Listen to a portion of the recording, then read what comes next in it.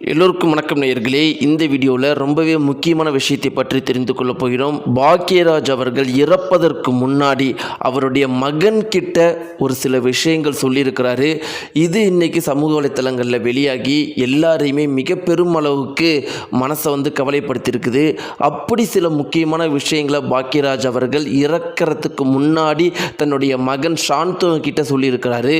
எல்லாரையுமே கண்கள் கலங்க வைத்திருக்குது. என்ன விஷயத்தை பாக்யராஜ் அவர்கள் இறப்பதற்கு முன்னாடி மகன் சாந்து கிட்ட சொன்னாருங்கிறத பற்றி நாம் தெரிஞ்சுக்கலாம். வாங்க நேயர்களே, வீடியோக்குள்ளே போகலாம். சேனலுக்கு புதியவராக இருந்தால் சப்ஸ்கிரைப் பண்ணிட்டுங்க. நேயர்களே, இன்னைக்கு பாக்யராஜ் அவர்கள் நம்மளை எல்லாரையுமே விட்டு பிரிஞ்சிட்டாரு. அவர் எப்படி இறந்தார் அப்படின்னு பார்த்தீங்கன்னா, சரியாக ஒரு 2-3 நாட்களுக்கு முன்னாடி குஷ்பு மற்றும் சுந்தர்ஷி இவங்களுடைய மகளுடைய திருமணத்துக்காக கோவா போயிருக்கிறாரு. கோவா போனவர் அங்கே மது அருந்திருக்கிறாரு அப்படிங்கிற மாதிரியும் சொல்கிறாங்க. அதே மாதிரி மாமிசம் சாப்பிட்ருக்கிறாரு.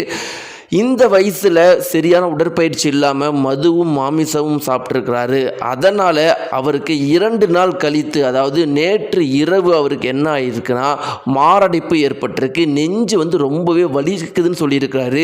உடனடியாக அவரை மருத்துவமனைக்கு கொண்டு போயிருக்கிறாங்க. ஆனால் அவர் அங்கே உயிரிழந்திருக்கிறாரு. மருத்துவர்கள் என்ன சொல்கிறாங்க அப்படின்னா, இந்த வயசில் மாமிசம் சாப்பிட்றது, மது சாப்பிட்றதுலாம் மிக பெருமளவுக்கு ஆபத்தானது. அதுவும் உடற்பயிற்சி இல்லாமல் சாப்பிடணும் அப்படின்னு நினைக்கிறதுலாம் ரொம்பவே ஆபத்தான விஷயம். அதனால தான் மாரடைப்பு ஏற்பட்டு இறந்து போயிருக்கிறாரு. நாங்களும் எவ்வளவோ முயற்சி பண்ணி பார்த்தோம். ஒருவேளை நீங்கள் இன்னும் சீக்கிரமாக கொண்டு வந்திருந்தா, மாரடைப்பு வலிக்குதுன்னு நீங்கள் அவர் சொல்லும் போதே நீங்கள் கூட்டிகிட்டு வந்திருந்தால் காப்பாற்றிருக்கலாம். நீங்கள் ஒரு இரவு வரைக்கும் வெயிட் பண்ணி பார்த்துட்டு ரொம்பவே ஒரு இக்கட்டான சூழ்நிலையில் தான் இங்கே ஹாஸ்பிட்டலுக்கே கூப்பிட்டு வந்துடுங்க. ஒருவேளை மேபி நீங்கள் சீக்கிரமாக கூப்பிட்டு வந்திருந்தால் காப்பாற்றிருக்கலாம்.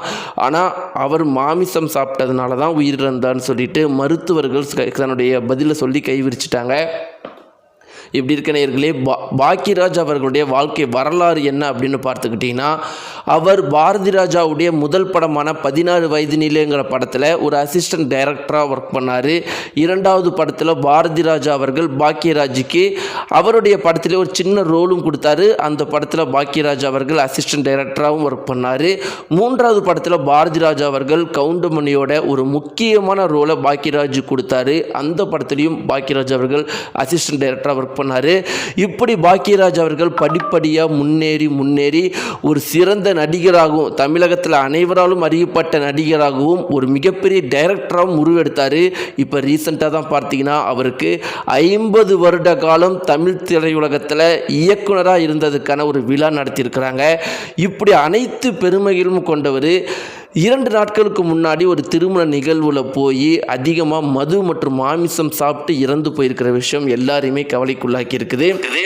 நெருங்கிய வட்டாரங்கள் என்ன சொல்கிறாங்க அப்படின்னு பார்த்தீங்கன்னா, 2 வாரத்துக்கு முன்னாடி பாரதி ராஜா அவர்கள் இறந்து போயிட்டார். அவரால் அந்த வலியை தாங்கிக் கொள்ளவே முடியல. 2 வார காலங்களாக மனசில் பாரதி ராஜாவுடைய இறப்பை தாங்கிட்டே இருந்திருக்காரு. அந்த வலியுடைய உச்சக்கட்டம் தான் மாரடைப்பு ஏற்பட்டு இறந்து போயிருக்காருன்னு நெருங்கிய வட்டாரங்கள் உறுதியாக சொல்கிறாங்க.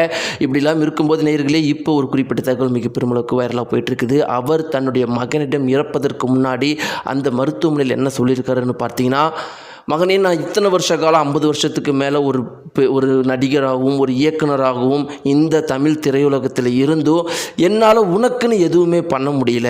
ஆனால் அப்படி இருந்தாலும் நீ அதையெல்லாம் எதுவுமே கண்டுக்காம அவ்வளோ அப்பான்னு என் மேலே இவ்வளோ பாசத்தை காட்டுவேன். ஆனால் நான் உனக்கு எதுவுமே பண்ணதில்லை. எத்தனையோ பசங்க, எத்தனையோ பிள்ளைங்க தன்னுடைய அப்பா அம்மா தனக்கு எதுவும் பண்ணலன்னு சொல்லிட்டு கோச்சிட்டு இருக்கிறப்ப நீ என்கிட்ட எதையுமே கேட்டதில்லை.